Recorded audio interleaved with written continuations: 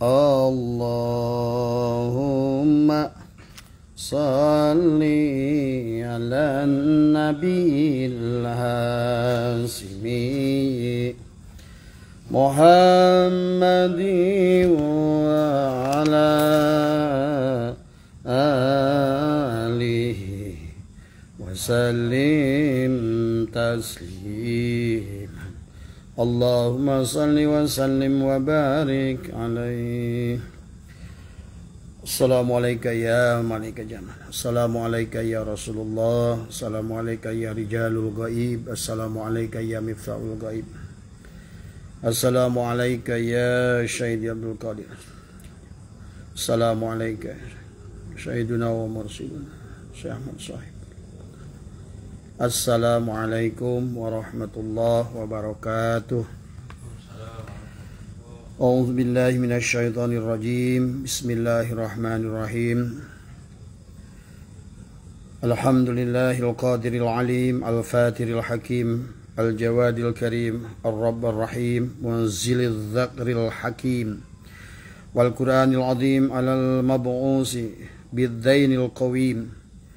Wassiratil mustaqim wassalatu wassalamu ala khatamir risalati wal hadi minadh dhalalati wa ala musyarrafir rusuli bi asyrafil kutubi wal kitabi Muhammadin nabiyil ummiyil arabiyyil amin wa ala alihi hudatil muhtadin wa azhabil akhyaril muntakhibin wa sallama tasliman katsira subhanaka la ilma lana illa ma 'allamtana innaka antal alimul hakim.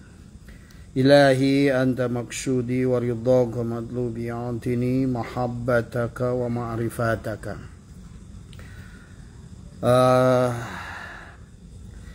Selamat malam sahabat Facebook, selamat MDNH, insyaallah dimuliakan oleh Allah. Alhamdulillah wa syukrillah, malam hari ini ya atas izin Allah kita bisa lanjutkan kajian kita kitab Hikam. Kita bisa sama-sama belajar bahwa yang bicara ini adalah tidak lebih paham, tidak lebih berilmu, apalagi lebih soleh dan lebih alim daripada yang mendengarkan. Ini kita memanfaatkan menggunakan media massa Facebook, yang mudah-mudahan jejak elektronik yang ada ini bisa menjadikan amal ibadah kepada kita semua. Salawat serta salam semoga dilimpah curahkan kepada junjungan alam baginda Nabi Muhammad sallallahu alaihi wasallam beserta keluarganya, kerabatnya, para sahabatnya, para tabi'in, tabi'at tabi'in, para syuhada, para salafus saleh dan seluruh pengikut baginda Rasulullah sallallahu alaihi wasallam dari awal sampai akhir. Semoga semuanya senantiasa berada dalam kemuliaan di sisi Allah Subhanahu wa taala. Dan juga tidak lupa salam yang setingginya kepada Guru Agung Pengarsa Abah Syekh Ahmad Sahibul Wafatajul Arifin Qaddasallahu syirah yang bersemayam di Patapan Suryalaya Kejembaran Rahmaniyah, dan juga kepada seluruh keluarga besar Pengarsa Abah, Pengarsa Umi, para putra, para cucu, cicit semua. Semoga semuanya senantiasa berada di dalam kemuliaan dan dalam luluberan, dalam nikmat yang besar dari Allah Subhanahu wa taala. Marilah kita buka dalam pengajian kita adalah dengan baca suratul Fatihah. Semoga dengan dibacakannya suratul Fatihah sebagai Ummul Quran adalah akan dibukakan, karena suratul Fatihah adalah merupakan kunci ya, dan mudah-mudahan kunci ilmu dan kunci adalah kefahaman juga adalah dibukakan oleh Allah Subhanahu wa taala. Ala dunya ala kulli hatin salihah ilah Suzanillah ruhi syatailah iskandar. Al-Fatihah. A'udzubillahi minasyaitonir rajim. Bismillahirrahmanirrahim. Alhamdulillahi rabbil alamin. Arrahmanir rahim. Maliki yaumiddin. Iyyaka na'budu wa iyyaka nasta'in. Ihdinas siratal mustaqim. Siratal ladzina an'amta 'alaihim ghairil maghdubi 'alaihim waladdallin. Amin. Sebelumnya sahabat ya, karena salah seorang daripada guru kita di Singapura ya adalah sahabat saya, adalah Kiai Haji Ali bin Muhammad ya, Wakil Talqin Pondok Pesantren Suralaya yang bertempat di Masjid Khadijah Singapura. Beliau baru hari ini adalah pulang pada Allah tadi ya. Semoga beliau mendapatkan kemuliaan dengan tempat yang terbaik adalah bergabung bersama dengan arwah guru-gurunya semua. Dan mari kita bacakan suratul Fatihah khusus kepada beliau, semoga Allah menerimanya dengan kemuliaan dan Allah ridho kepada segala perjuangannya. Saya menjadi saksi bahwa beliau adalah termasuk orang yang luar biasa ya tadi, yang istiqomah dan senantiasa berdiri dengan prinsip yang kuat ya tadi. Saya doakan beliau mendapatkan kebahagiaan dan kemuliaan yang abadi di sisi Allah Subhanahu wa taala. Al-Fatihah. A'udzubillahi minasyaitonir rajim. Bismillahirrahmanirrahim. Alhamdulillahi rabbil alamin arrahmanir rahim maliki yaumiddin. Iyyaka na'budu wa iyyaka nasta'in ihdinas siratal mustaqim. Siratal ladzina an'amta 'alaihim ghairil maghdubi 'alaihim waladdallin. Amin ya Allah ya rabbal alamin. Dan sahabat, malam hari ini ya to the point saja. Tapi sebelum saya membahas hikam yang ke-63, karena kemarin ada pertanyaan ya tadi bahwa mungkin saya adalah keceletot menyampaikan, maka perlu saya jawab dulu ya. Waktu saya menyampaikan bahwa baginda Nabi adalah tidak pernah bersalah ya, sesungguhnya bukan tidak pernah bersalah ya, betul yang disampaikan oleh Kang Andi ya, baginda Nabi itu maksum ya. Maksum itu bukan berarti tidak pernah bersalah, tetapi beliau adalah sebagai manusia biasa, ada salah tetapi selalu langsung diberikan peringatan oleh Allah. Saya mungkin mengambil satu contoh saja, adalah sebuah hadis yang disampaikan oleh beliau, dan itu terjadi karena beliau melakukan kesalahan tadi semua. Jadi bukan berarti baginda Rasul itu tidak pernah bersalah ya tadi. Dikisahkan dalam sebuah hadis, adalah mungkin hadisnya sudah biasa. Al insanu ma'alul khata wa nisyan, itu adalah bahwa manusia itu adalah tempat lupa dan salah. Itu kapan tadi ya. Maka kalau bicara tentang hadis, ada baik kalau kita itu berbicara tentang asbabul wurud tadi semua. Hadis ini keluar ya, dikisahkan pada saat setelah baginda Nabi lama di Madinah ya.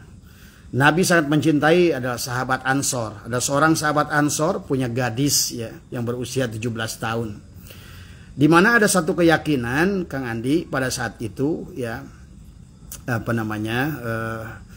siapa yang gadis yang meninggal pada malam Jumat Kliwon, maka pada saat dia itu mayatnya itu dipukul, maka orang tersebut bisa diberikan kemampuan untuk menghilang. Itu keyakinan yang ada pada saat itu tadi semua.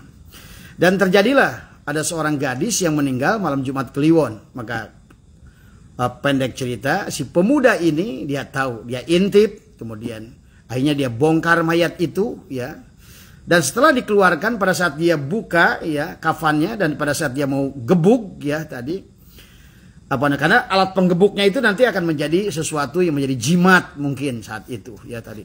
Ada katakan bahwa dia bisa menghilang dengan itu tadi. Tetapi setelah si mayat itu dikeluarkan, ada si jenazah wanita gadis itu dikeluarkan, dia melihat cantik sekali kan tadi semua. Sehingga kecantikannya itu kelihatan nyata, diterangi sinar bulan, maka nampaklah wajahnya yang cantik itu. Karena mungkin mayatnya masih baru ya, dimakamkan pada saat sore, kemudian malamnya dia bongkar kan tadi semua. Akhirnya dia jinahi mayat itu konon kisahnya. Itulah atas kekuasaan Allah, si mayat itu tiba-tiba duduk, dia berkata, "Wahai pemuda, sesungguhnya apa yang baru saja kau lakukan itu nanti akan diperlihatkan di hadapan Allah seperti ini. Apakah engkau tidak malu? Apa yang kau lakukan barusan ini nanti dipertontonkan di hadapan Allah." Kemudian si pemuda itu sahabat ya, Kang Andi, tiba-tiba kakinya itu sampai tidak bisa berdiri. Dia takut yang luar biasa, menggigil luar biasa. Pada saat dia merasa takut itu, datanglah kebetulan ada sahabat baginda Nabi. Kata dia, "Kenapa wahai pemuda, kau menangis, matamu sampai bengkak demikian?" Kata pemuda tersebut, "Wahai sahabat Rasulullah, kebetulan engkau datang. Aku punya dosa yang sangat besar." Kata sahabat itu, "Apa dosanya? Apakah minum?" "Bukan. Kalau minum aku tidak akan begini." "Apakah engkau mencuri?" "Oh, apalagi kalau mencuri. Saya tidak akan menangis seperti ini." "Terus apa dosamu?" Akhirnya dia ceritakan tadi tentang dia menjinahi mayat perempuan itu. "Maka menurutmu wahai sahabat, kira-kira apa orang seperti aku ini? Kira-kira ada ampunan dari Allah atau tidak?" Maka sahabat berkata, "Sungguh pemuda, aku tidak bisa memberikan hukum kepadamu. Tapi aku akan bertanya kepada Rasulullah langsung." Maka pemuda tersebut ya dalam keadaan masih stres ya, dan akhirnya ditinggalkan oleh sahabat itu. Dan sahabat itu adalah akhirnya datang kepada baginda Nabi ya di depan Masjid Nabawi bertemu. Akhirnya dia tanya, "Wahai ya Rasulullah, ada seorang pemuda, dia menangis karena punya dosa." Kata Rasulullah, "Bagus ya, orang menangis punya dosa itu baik," kayak gitu kan tadi. "Dosanya apa?" "Saya tidak mengerti ya Rasulullah, tapi dia tidak mau akhirnya kata Rasulullah, "Panggillah pemuda itu." Akhirnya dipanggillah pemuda tersebut. Maka pada saat datang kepada Rasulullah, pemuda itu menjelaskan, "Ya Rasulullah, dia begini-begini tadi semua." Nah, ini juga di dalam hadis ini adalah al-insan mahalul khata wa nisyan ini. Terkadang ini juga Nabi kenapa ditegor? Pada saat karena orang perempuan mayat perempuan ini adalah putri dari sahabatnya. Jadi disinilah Nabi sebagai manusia biasa ya, ada sisi manusianya pada saat memberikan hukum kepada orang, pada saat dia itu adalah kepada orang yang kita kasihi, hukuman itu terlalu berat. Nah itu kadang-kadang kita begitu. Ternyata Nabi pun begitu. Akhirnya kata Nabi, "Waduh, dosamu itu terlalu berat. Dan saya saya yakin bahwa kamu itu tidak akan diampuni oleh Allah. Tempatmu adalah di dalam neraka." Maka menangislah pemuda tersebut. Kemudian dia lari pemuda tersebut, maka dia jatuhkan dirinya dari atas bukit, dia notong ke bawah, tapi tidak apa-apa. Malah batunya yang di bawah itu pecah tadi semua. Kemudian dia lari, dia ada pohon yang besar, dia tabrak pohon tersebut, kemudian malah bolong pohon itu tadi semua. Ini pemuda ini terus dia, karena dia bilang percuma. Kalau seandainya dia berkata, "Ya Allah, aku percaya dengan Rasulmu. Apa yang dikatakannya selalu benar," kan tadi semua. "Maka kalau diriku ini sudah tidak punya nilai, tidak punya harga di sisimu, buat apa aku hidup?" kan tadi semua. Akhirnya begitu terus tadi. Akhirnya pada saat Rasulullah itu datanglah seorang kakek-kakek, adalah Malak Jibril yang menyerupai seorang kakek-kakek. Ditegurlah Rasulullah, "Ya Muhammad, siapa yang menciptakan pemuda itu?" Kata baginda Nabi, "Adalah Allah." "Siapa yang memberikan rizki kepada pemuda itu?" "Allah." "Siapa yang menentukan selamat dan celakanya orang itu?" "Allah."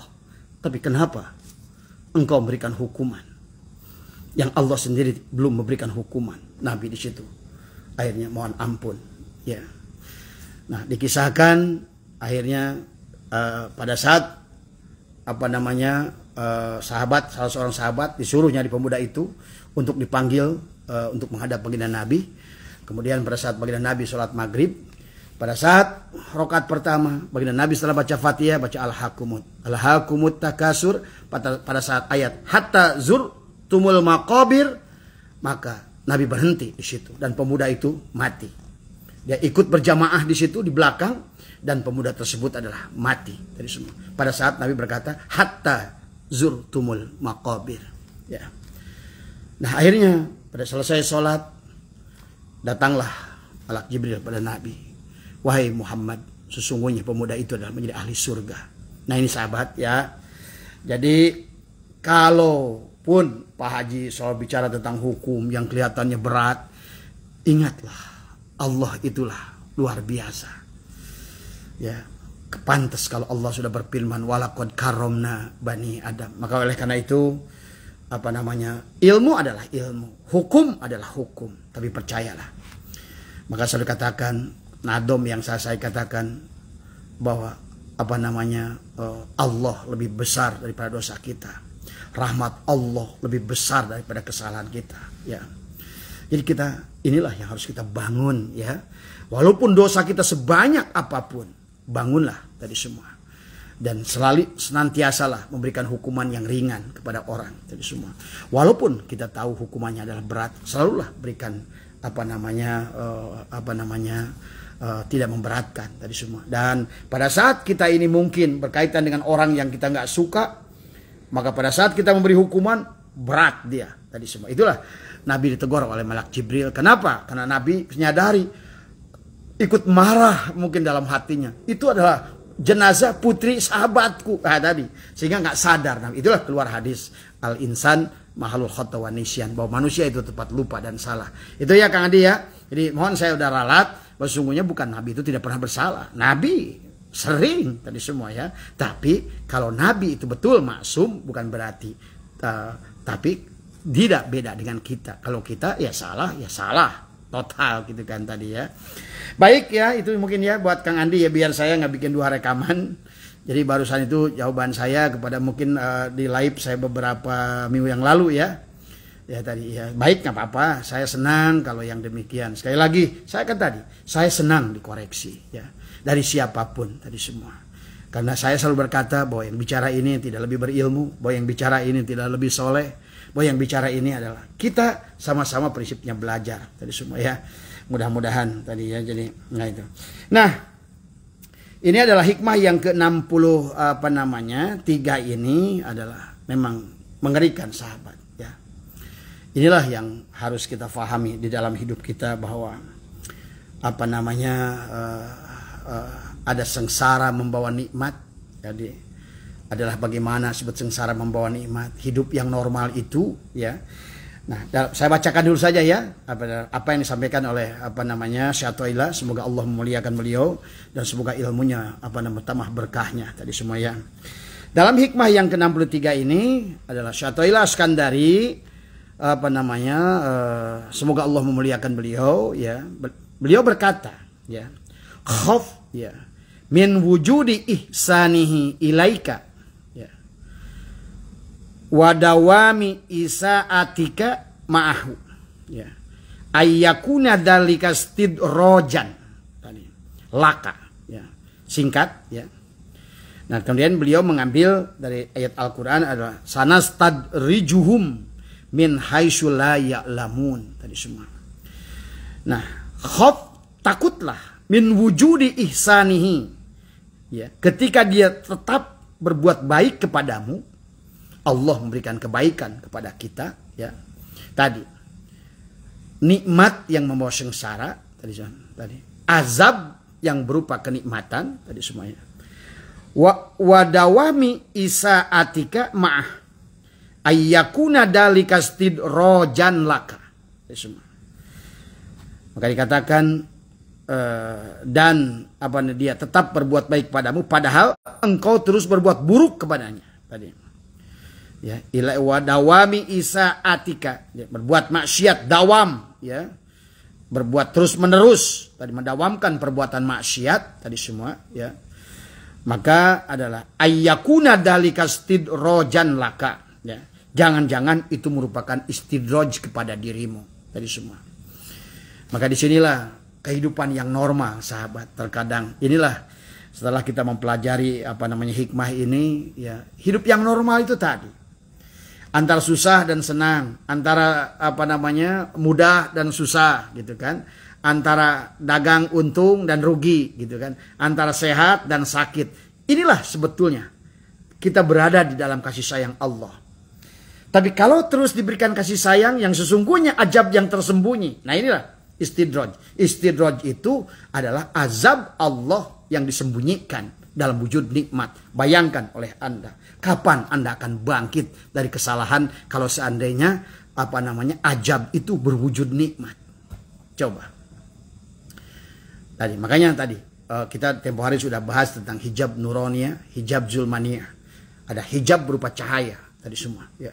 Nah, ini termasuk Bal'am bin Baura tadi semua. Adalah seorang yang ahli ruhani tadi semua. Beliau adalah dengan satu ucapan dengan Asmaul Husna itu bisa menyebabkan dia orang itu apapun yang diinginkannya sekali tunjuk jadi. Jadi ini pun hati-hati makom ijabah dalam doa itu. Maka aulia-aulia Allah itu selalu takut kalau seandainya doanya itu diijabah. Ya Allah, jangan-jangan yang Allah. Karena mereka itu berdoa bukan meminta. Ya, ini harus dipahami oleh kita. Kalau kita berdoa itu meminta tadi semua. Tapi para aulia bukan. Hanya melaksanakan haknya tadi adalah sebagai menunjukkan kehambaannya. Bahwa dia adalah lemah, makhluk yang tidak punya daya. Jadi doa itu bukan untuk menjajah Allah sesungguhnya. Tetapi adalah untuk menunjukkan kehambaan kita. Jadi bagi mereka nggak peduli mau diijabah atau tidak. Kan tadi semua. Nah itu. Nah pada saat diijabah mereka justru nangis tadi semua. Nah ini rumah kita ya. Apa namanya? Bulita. Apa kabar Bulita? Kapan ke Eropa lagi ini bareng ya? Tadi semua. Itu ya. Berbeda sama kita. Kita begitu doa pede. Waduh, doa saya diijabah. Ini bahaya tadi semua ya. Tadi semua ya. Jadi karena percayalah segala apapun yang terjadi bukan karena doa kita tadi sesungguhnya ya. Nah, kebetulan terjadi kita suka menganggap itu adalah wah doa saya diijabah, padahal bukan sama sekali ya. Pahami di situ ya. Nah, dikatakan oleh Syekh Ar-Randi adalah takut akan istidraj dengan nikmat adalah bagian dari sifat orang-orang mukmin tadi semua. Sedangkan tidak takut akan hal itu adalah seraya terus berbuat buruk merupakan bagian dari sifat orang-orang kafir tadi semua. Di antara tanda istidraj adalah berbuat keburukan, tertipu dengan masa penundaan dan menganggap penundaan hukuman sebagai ketercapaian sambungan. Nah, tadi semua. Jadi pahami di situ ya. Nah, kalau menurut saya Jaruk, rasa takut akan istidraj dalam nikmat membangkitkan rasa syukur atas nikmat serta membangkitkan sikap kembali kepada Allah di dalam dan dengan nikmat. Mungkin kalimatnya berbelit-belit, pakai kalimat saya aja lah ya. Tadi saya hanya untuk tadi. Jadi sesungguhnya intinya itulah yang namanya istidraj itu nikmat yang sengsara di dalam nikmat, racun di dalam madu tadi semua. Orang asik minum madu tapi dia nggak tahu di dalamnya ada racun tadi semua ya. Jadi bisa berupa apa? Anak tadi semua kita istidraj itu. Bisa anak, bisa usaha, bisa pengikut jemaah yang banyak, doa diijabah, itu bisa istidraj. Tadi semua hati-hati ya. Dan itu ada contohnya tadi semuanya. Kemudian usaha yang terus-terusan lancar, nggak pernah rugi tadi semua. Ingat tadi semua ya. Ini nanti kita akan kisahkan beberapa kisah di dalam Al-Quran termasuk Salabah dan lagi. Kemudian yang berkaitan dengan ahli doa adalah Bal'am bin Baura tadi semua ya, yang dia itu doanya itu udah orang suruh terbang dia terbang, kalau menurut dia terbang tadi semua ya, tapi matinya tidak membawa iman tadi semua karena akhirnya lupa pada dirinya. Inilah bahayanya tukang doa tadi semua ya. Pada saat datang ijabah nggak kelihatan Allah, ini paling bahaya tadi semua. Itulah kenapa kakek saya melarang menjadi ahli hikmah tadi semua. Karena orang sebetulnya bukan ahli hikmah, dukun tadi semua. Karena ahli hikmah itu bagus gitu kan tadi. Ahli hakikat tadi semua ya. Mengerti rahasia-rahasia Allah. Kalau sekarang disebut ahli hikmah itu dukun kan tadi semua ya. Nah ini ya. Kemudian dia diberikan nikmat. Tapi dia tidak menyadari di dalamnya itu adalah ibaratkan madu yang ada racunnya tadi semua. Jadi kalau Bapak sekarang dagang, kalau besoknya tiba-tiba lagi enak dagang, dikasih rugi, itu sebetulnya pada saat Bapak sedang berada nikmat itu Bapak sedang lupa pada Allah. Maka rugi itu untuk membangkitkan kembali keimanan kita kepada Allah tadi semua. Atau sebaliknya, pada saat sehat terus tiba-tiba dikasih sakit, itu juga sama.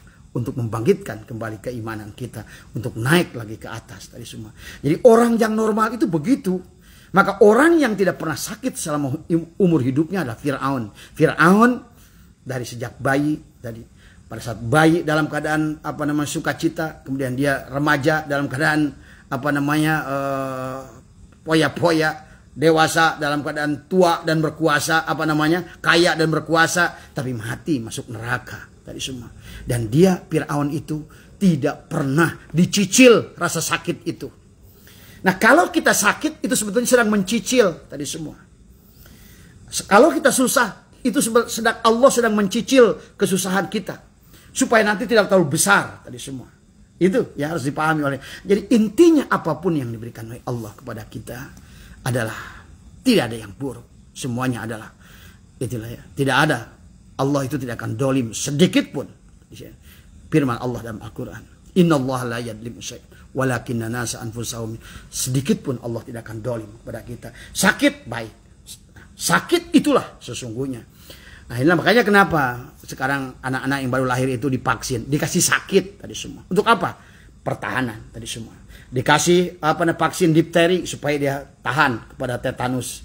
Dikasih vaksin TBC tadi supaya tahan dari penyakit TBC. Dikasih vaksin COVID-19 supaya tahan dari COVID-19. Artinya setiap kita diberikan sakit oleh Allah tadi, sesungguhnya kita ini sedang diberikan kekuatan tadi semua. Jadi kalau Anda dagang rugi terus, tadi ada untung, nggak mungkin rugi terus, pasti ada untung, ada rugi.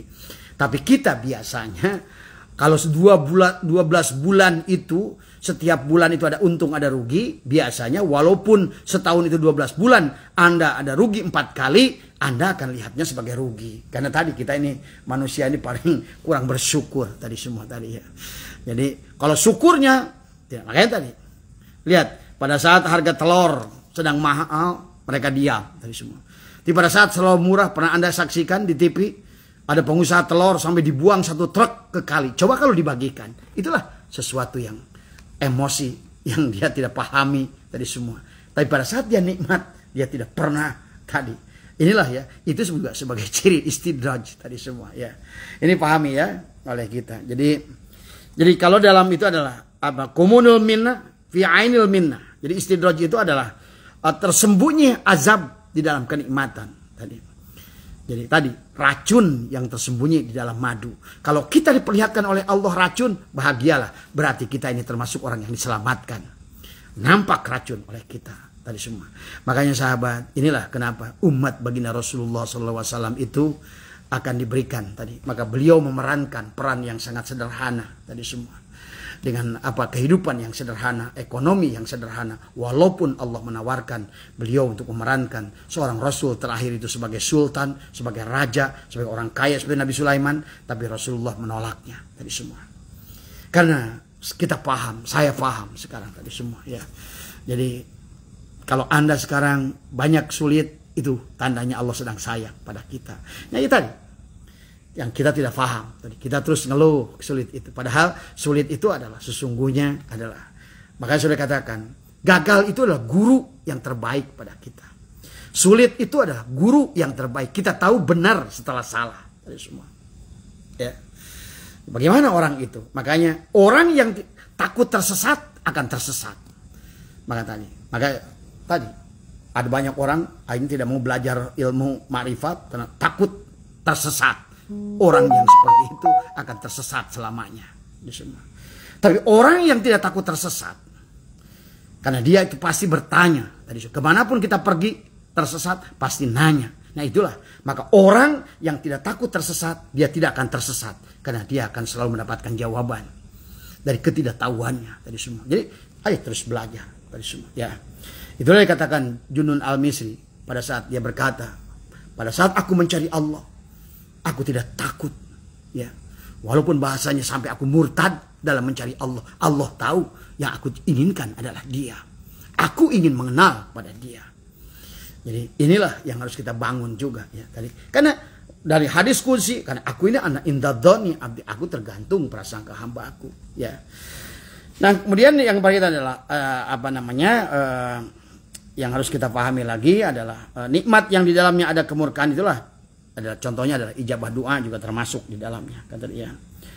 Jadi para aulia Allah kalau dikabulkan beda dengan kita, ya. Beliau itu takut kalau ada azab. Nah, inilah yang ditakutkan oleh mereka para aulia. Karena ya, kalau seandainya kita ini dikasih peringatan nggak mau bangkit, dikasih peringatan nggak mau bangkit, inilah yang mengerikan tadi semua. Sampai kalau seandainya Allah mengeluarkan kita dari majelis Allah tadi semua. Aku sudah berikan sakit, kok malah kok kufur. Setelah aku berikan peringatan, masih juga nggak bangkit. Ini orang terlalu tadi semua. Kalau orang kaya yang terjerumus, wajar. Ya. Makanya tadi orang kaya yang sombong itu wajar, makanya. Tapi orang yang kurang ajar itu orang miskin sombong. Dari semua.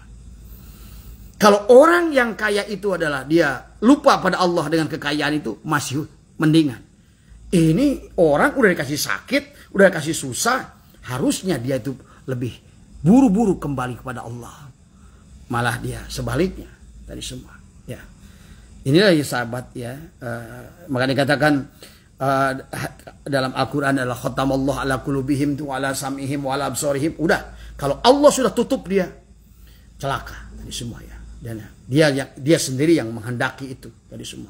Dikasih peringatan nggak mau bangkit, dikasih peringatan nggak mau bangkit. Kalau orang yang normal dia dagang kemudian rugi, bangkit lagi. Jadi balik pada Allah buru-buru. Dia sehat tiba sakit, kembali pada Allah buru-buru. Jadi semua itulah tadi. Maka ya inilah. Maka kalau seandainya kita hidup antara susah dan senang, baik dan buruk, kemudian untung dan rugi, itulah sesungguhnya kehidupan yang normal. Tadi semua adalah senantiasa Allah saya dicubit lagi, lupa, dicubit lagi, lupa, dicubit lagi, begitu tadi. Tapi kalau orang udah lupa dicubit, dia malah makin kufur tadi semua. Akhirnya mencari jawaban kepada makhluk-makhluk, mencari penyandaran kepada makhluk. Misalnya datang ke jin, datang ke mana. Inilah orang yang udah pakir, sombong tadi semua. Ini lebih bahaya juga sama tadi ya. Inilah ya mudah-mudahan kita dijauhkan dari golongan orang-orang yang ini. Kalau udah dikeluarkan dari majlis Allah, maka dikatakan oleh ulama adalah kemudian kalau orang ini tobat berarti dia adalah termasuk adalah calon celaka. Nah, salah satu contoh ya bahwa orang itu adalah termasuk di istidraj itu adalah dijelaskan juga dalam Sirul Asrar ya tadi. Ada menurut Syekh Syahqiq Al-Balhi radhiyallahu an ya. Dijelaskan bahwa cirinya orang yang celaka itu dikatakan apa adalah tadi. Wa alamatus syaqawati khamsatun ya. Cirinya orang yang celaka itu adalah ada 5 adalah qaswatul qalbi wa jumudul aini wa ragbatu fid dunya wa tulul amali wa qillatul haya'i. Jadi sebaliknya tanda celaka itu ada 5 dikatakan adalah. Yang pertama adalah qaswatul qalbi. Hatinya adalah keras. Yang kedua adalah wajumudul aini. Wajumudul aini susah mengeluarkan air mata, ya. Waragbatu fid dunya. Kemudian adalah mencintai dunia. Rengos adalah golongan rogibin. Waragbatu fid dunya watulul amal adalah juga banyak lamunan. Kemudian adalah wakillatul haya'i adalah rasa malunya adalah tinggi. Sekedapnya Dis, sekedapnya. Ngapain sudah tadi. Kemudian dari hadis baginda Nabi, ya. Waqala Rasulullah SAW juga menjelaskan dalam hadis yang lain, kalau tadi pandangan ulama, ciri orang yang celaka itu tadi. Ya, salah satu istidraj itu adalah air matanya sudah jadi batu, susah menangis. Ya. Makanya orang-orang yang mudah menangis itu sebetulnya dari latifah qalbnya sudah kelihatan tadi semua. Ju'uh cek orang Sunda. Kalau kita ju'uh itu tandanya keimanan kita itu baik tadi semua. Ya. Berarti hakikat ruh kita itu adalah baik dari semua ya. Mari dikatakan oleh baginda Nabi wa alamatus asyaqiyah adalah orang kata baginda Nabi ciri orang yang celaka arbaatun ya. Adalah ada 4. Kemudian idza tumina khana ya. Wa idza ahada akhlafa wa idza takallama kadzaba wa idza khasama syatama. Dikatakan cirinya orang yang celaka itu kata baginda Nabi adalah yang pertama adalah khianat dalam amanat, mengingkari janji, bohong bila bicara, mencaci maki bila berdebat, semua ya.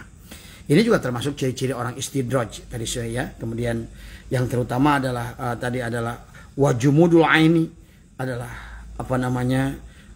susah mengeluarkan air mata tadi ya. Jadi orang itu keras hatinya ya. Jadi semua. Ya.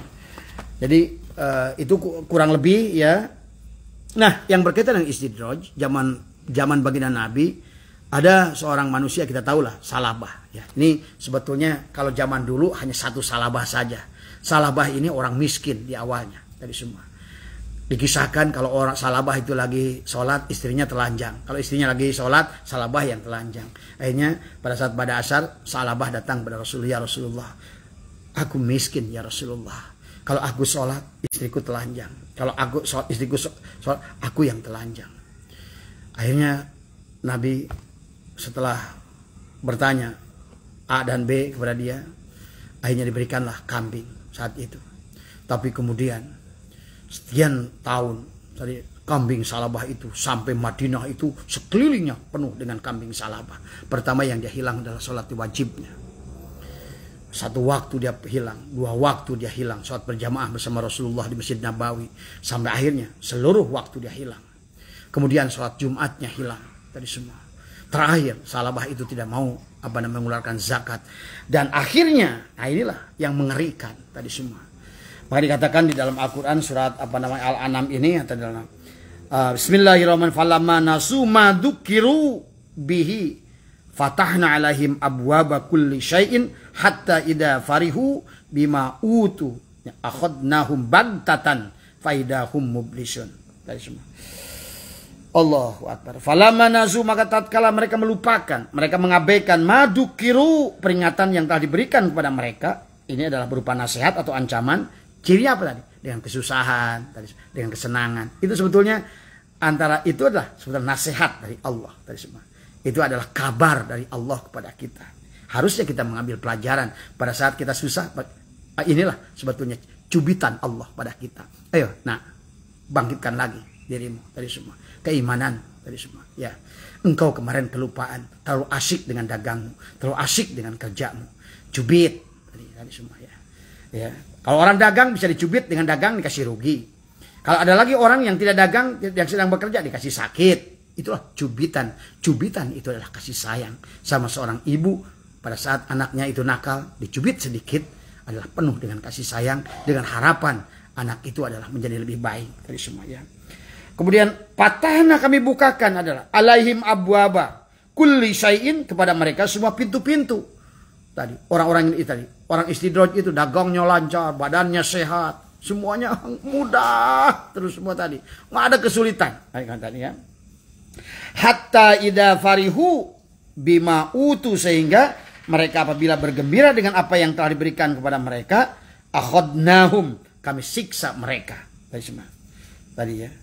Gembira yang diwarnai rasa sombong adalah akhadnahum, kami siksa mereka dengan azab, apa namanya? Bagtatan, dengan tiba-tiba ya. Kami sekonyong faidahum mublisun, maka ketika itu mereka terdiam, terputus asa. Begini contohnya.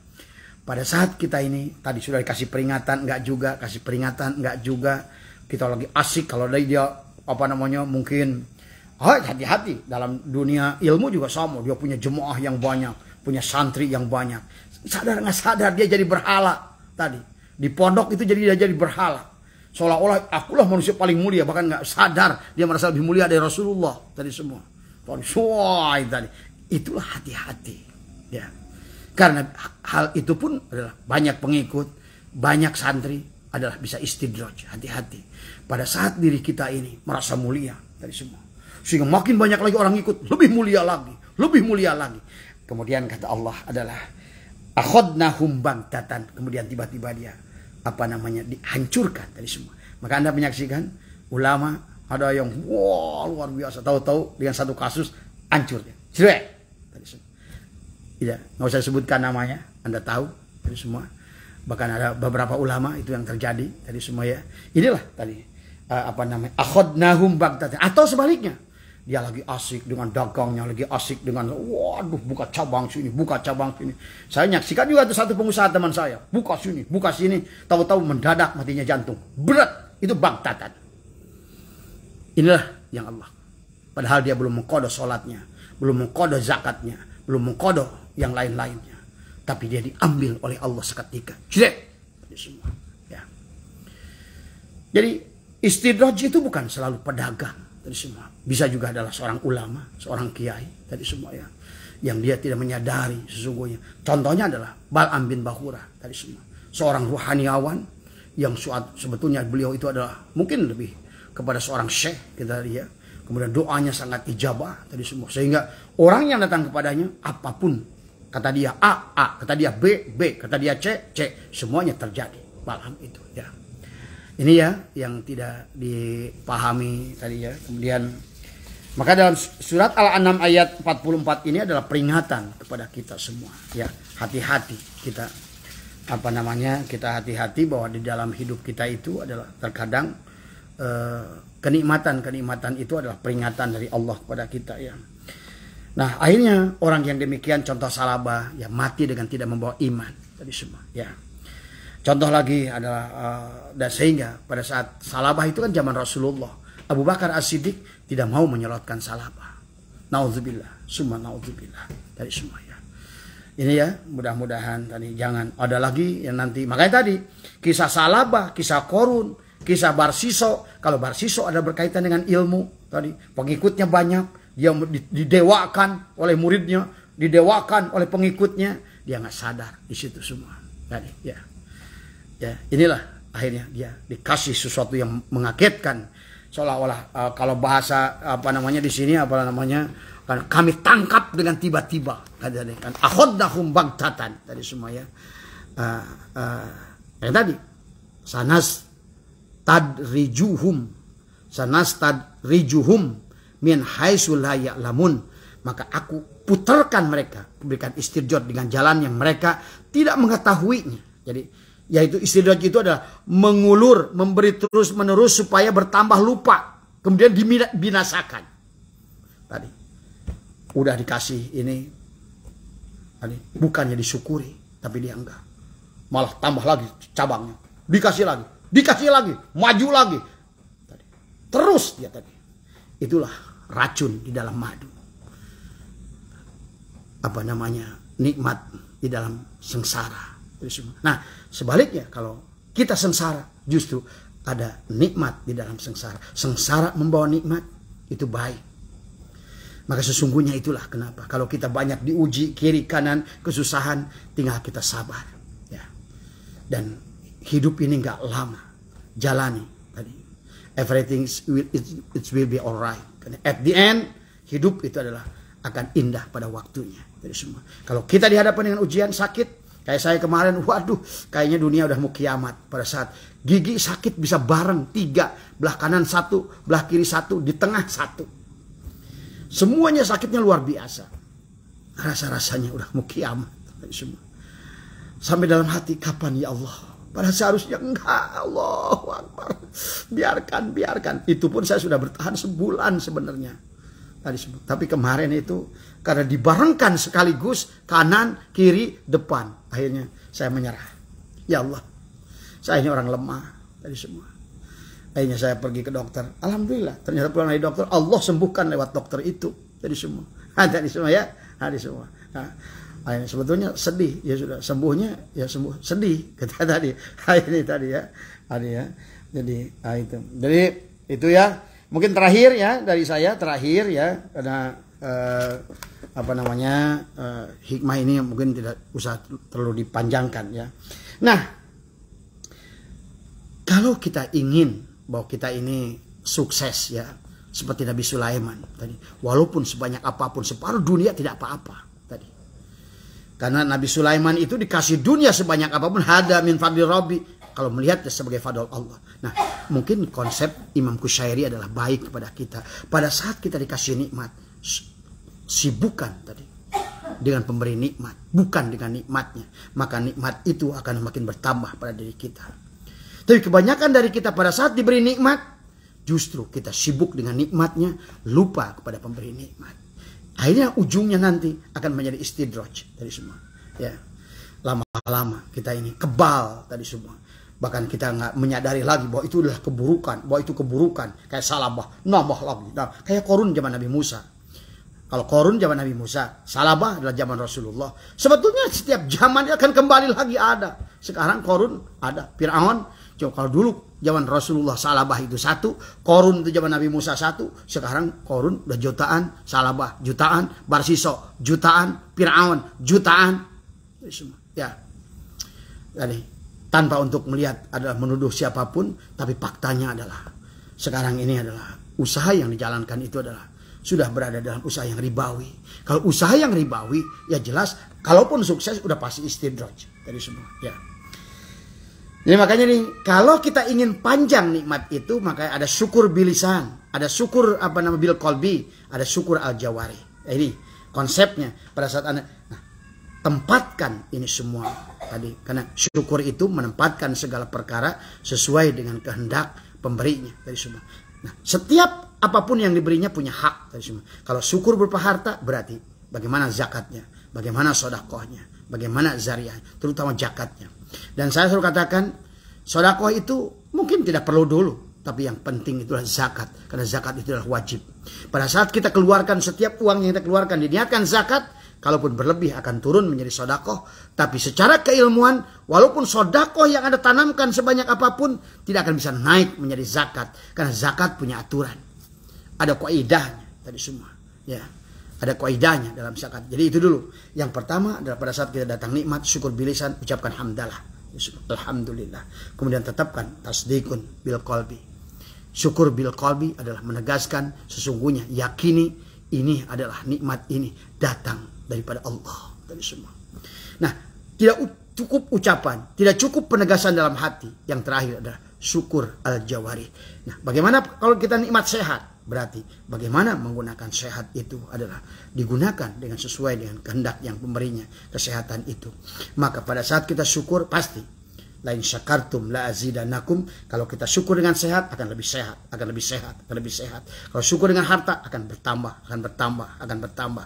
Kalau syukur dengan jabatan akan naik, akan naik, akan naik. Tadi semua. Ya, insya Allah. Jadi inilah yang harus kita pahami. Mungkin itu saja ya. Mudah-mudahan sekali lagi mohon maaf ya malam hari ini. Dan saya kepada siapa tadi saya udah jawab ya. Jadi baginda Nabi itu bukan tidak pernah salah ya, cuma salah karena dia maksum. Salahnya itu adalah dimaksum, maka langsung ditegur oleh Allah ya. Jadi mudah-mudahan tadi jawaban saya di muka dari live ini ada manfaatnya ya. Dan juga mudah-mudahan kita semua dalam sisa umur kita, semoga kita senantiasa sadar bahwa hidup ini ada akhirnya tadi semua. Walaupun ingat, hidup kita ini nggak ada akhirnya. Hidup kita ini kodim tadi semua. Karena hidup kita, hayat kita ini faida sawaituhu wa nafakhtu fihi min ruhi, milik Allah. Allah itu kodim, berarti hidup kita adalah kodim. Maka pada saat kita keluar dari tubuh ini bukan berarti mati. Maka disitulah kullu nafsin da'iqatul maut. Da'iqah itu nyicip. Kayak makanan, kayak lebaran, puasa, titis. Itu da'iqah, nyicip. Hidup lagi tadi semua. Hidup lagi, hidup lagi, hidup lagi tadi semua ya. Ini fahami ya. Jadi mari kita gunakan. Bagaimana kita hidup setelah hidup tadi semua ya. Nanti kita akan sambung dalam pembahasan yang lain ya. Mudah-mudahan sekali lagi ada manfaatnya. Mohon maaf atas kekurangan. Saya doakan semuanya sahabat-sahabat kita, dan juga jangan lupa ya sahabat-sahabat TKN dimanapun, mungkin nanti sholat gaib nanti adalah untuk ke Kiai Haji Ali bin Muhammad, adalah wakil talqin Pondok Pesantren Suralaya yang bersemayam di Singapura. Kita doakan semoga beliau mendapatkan tempat yang mulia di sisi Allah Subhanahu wa taala. Mohon maaf atas kekurangan, wallahul muwaffiq ila aqwamit thoriq wal minkum.